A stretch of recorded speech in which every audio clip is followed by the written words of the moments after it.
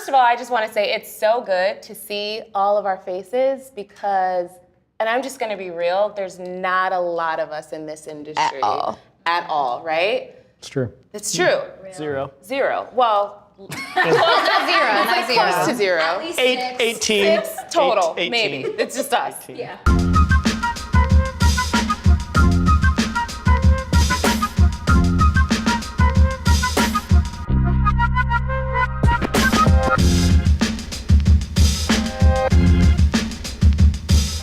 So today we're going to go into the episode that we're titling Little Black Dot. We're going to explore that phenomenon of what it means to be one of the few in the advertising industry. So I want to talk about feeling a sense of, do we feel tokenism? Like, are we a token in our industry? This is gonna sound kind of like wrong, but like, I feel like I try to think about it as little as possible. Like, I push it like super far back into my mind, because like I noticed in between like the internships that I had and the first job, I was the only Black girl or the only Black person on my creative team, and it's just like, it's just so much weight and so much responsibility to carry that like if you spend too much time thinking about that, like I don't have any space to like make stuff. I think at the end of the day, I would like to think that I am a creative person who likes to make stuff. And yes, I happen to be Black and female, as opposed to like, I am a Black female creative. But is that how you're perceived from the broader group, It's right? not- it's like yeah. Black first, Yeah. female second, Yes. creative third. Yeah. That is how I am obviously going to be perceived regardless of what I do.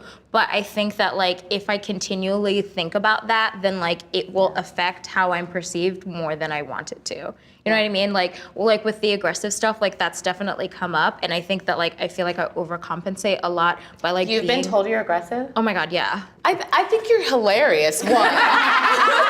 But there's like nothing aggressive. I think there's something in a Black woman's Thank tone you. and like our cadence, and it's just naturally like, Yeah, that's true. When you talk about trying to overcompensate and be like lighter and fluffy, and you know, I have the opposite issue where I'm like, I'm about the business. Like, what's the brief? What's the problem? I'm about to get down, get dirty. We gonna like, and then push it out. And I've received feedback that I'm too polished and I'm too professional, and you know, and it's just like, I thought I had to like work hard to like show you, for you not to think of the stereotypes or the bias that you might already have planted in your mind about Black women.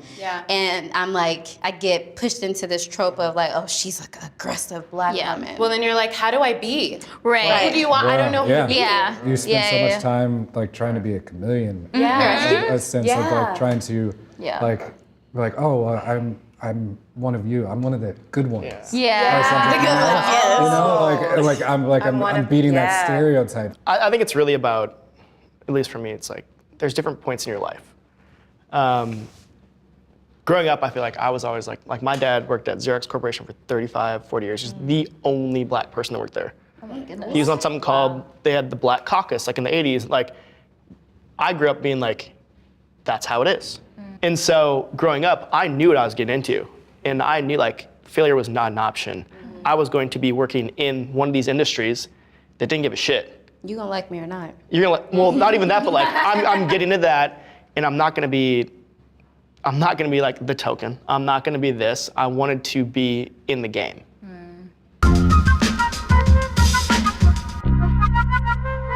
Michael, I'm interested for you to expand on your story, because you're from the Bay. You've been at the agency probably the longest. At least, well, definitely amongst us. But I mean, for sure, but like years, one of the longest even in the agency. Did you talk about your background and how you came? Yeah, you know, I was, as a kid, I was always a commercial buff. Always sing the jingles. Always interested in commercials. What's your favorite jingle? TV. Yeah, what's your favorite? The Eminem song. It's the world of new arrival. The Eminem song. When did that Years ago. It was years ago. Actually, so I started off in advertising with the recommendation of a friend. She worked at JWT, SL. And she knew I was always interested in advertising, behind the scenes of advertising. I didn't want to do the grunt work. So basically, you want to hang out at an ad agency. I'm like, let's do it. So she hired me. She hired me for facilities. Yeah. What's kept you here for so long? The people. Yeah. You know, the energy of the people. There's always good energy here, and to see people create behind the scenes, and then watch everything it's grow. So interesting. It's amazing. Yeah. It's amazing to me. So to work with a lot of talented people, and it's hard to leave that. For me, it's really one of those things that being of color got me into this industry, straight up. Like it helped? It's the only reason. I literally did not take a single advertising class in college. It was never a career path. I knew I didn't want to work at Target, I'm from Minnesota, Target, General Mills, IBM, 3M, and have this perfect path. I could not sit there in a cube, and I had a friend who was Jewish, Sophia, and she worked at BBDO Minneapolis, and they have a historically females and minorities intern program. And she's like, hey, thoughts. Would you ever be into this? It's super dope. We literally make commercials. And it's just something that I feel like if I could have known this my freshman year of college, I would have changed everything and done it. That's interesting because I'm like the ad student. I went to UT and we have a portfolio built into our curriculum. So I did strategy from the start. So the entire school is an ad school and we know that. And I still had a hard time getting into the industry. I tried to check the boxes. I was like, okay, I did ad school, cool. I had all these internships, cool. I was working part-time and making the part-time interesting for, recruiters, cool. I did this program, I did this, and it was still a struggle. So I ultimately ended up getting an actual job. My first job was in Seattle, which is, anyone that's in advertising know that that's not really a big advertising market. So I just took the first thing that came to me, and then I ended up landing it here. So one of the questions that I wanted to ask for you guys is, what tips would you give to the industry overall to really start to accelerate the representation of people of color in the industry? We open up all these doors, but we don't help these people when they get in here. We're kind of dog figuring it out. And unless we have a community like this, we fall off and we go to other industries. So that's why you'll see that our retention rate is our turnover rate in advertising is ridiculous. No one ever stays, and they either go start their own business, or they go into tech, or they just, I don't even know what the other group of people do, but they're not here. And so we have a lot of people, I talked about MAPE being around for 70 years. There's not 70 years worth of people of color in the industry. Right. Ad color's been around for a while, but I'm not seeing that in these hallways. So it's not even necessarily just the issue about getting them in the door. We're not doing anything to support them and make them want to stay. Yep. We had a hard time getting in, so I think our job is to make it easier for the next generation. Well, that's going to be a wrap. Thank you, everyone, for tuning in. Whoa. Well, this podcast. Thanks, everyone, to like, subscribe, comment below.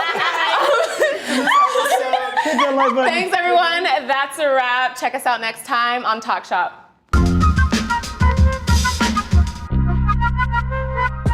It's a world of new arrivals. It's a world of new surprises. A world where kids could have some fun. Moms understand. Wherever M&M's and kids go, there's no chocolate mix, because moms know M&M melts in your mouth, not in your hand.